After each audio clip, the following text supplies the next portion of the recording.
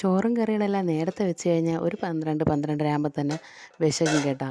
എനിക്ക് ഇടയ്ക്കിടയ്ക്ക് അങ്ങനെ ഉണ്ട് കേട്ടോ വിശപ്പ്. അങ്ങനെ ചില സമയം പിന്നെ അത്രയ്ക്ക് അങ്ങനെ വിശപ്പോ അങ്ങനെയൊന്നും തോന്നൂല. ചിലപ്പോൾ 2, 3 മണിയൊക്കെ ആകുമ്പോൾ കഴിക്കും. ഇന്ന് പിന്നെ എനിക്കിഷ്ടപ്പെട്ട കറികളാണ്, പ്രത്യേകിച്ച് അയല മീൻ. അത് ഇന്നലെ രാത്രിയേ വെച്ചായിരുന്നു കേട്ടോ. അങ്ങനെ രാത്രി വെച്ച് അപ്പോൾ ചേട്ടന് ചോറ് കൊടുക്കാൻ വേണ്ടി അപ്പോൾ രാവിലെ എടുക്കാമല്ലോ, അങ്ങനെ രാത്രി വെച്ച് അങ്ങനെ അയല മീൻ കറി ഉണ്ടായിരുന്നു. പിന്നെ ബീറ്റ്റൂട്ട് തോരൻ വെച്ചായിരുന്നു. പിന്നെ ബീറ്റ്റൂട്ട് തോരനും എടുത്ത് പിന്നെ മുളക് വറുത്തതും ഉണ്ടായിരുന്നു. അതും ചേട്ടന് ചോറ് കൊണ്ടുപോകാൻ വേണ്ടി എടുത്ത് അതിൽ ഒരു മുളക് ഞാൻ എടുത്ത് വെച്ചിരുന്നു. പിന്നെ പപ്പടം ഇപ്പോൾ ചോറിനായിട്ട് ഞാൻ കഴിക്കാൻ വേണ്ടി പൊരിച്ചതല്ല, രാവിലെ പുട്ടും പപ്പടമായിരുന്നു. അതൊന്നും ഒരു പപ്പടം ഞാൻ എടുത്ത് മാറ്റി വെച്ചിരുന്നു. അപ്പോൾ മുളകും പപ്പടമൊക്കെ രാവിലെ ഞാൻ മാറ്റി എടുത്ത് വെച്ചിരുന്നു ചോറ് കഴിക്കാൻ.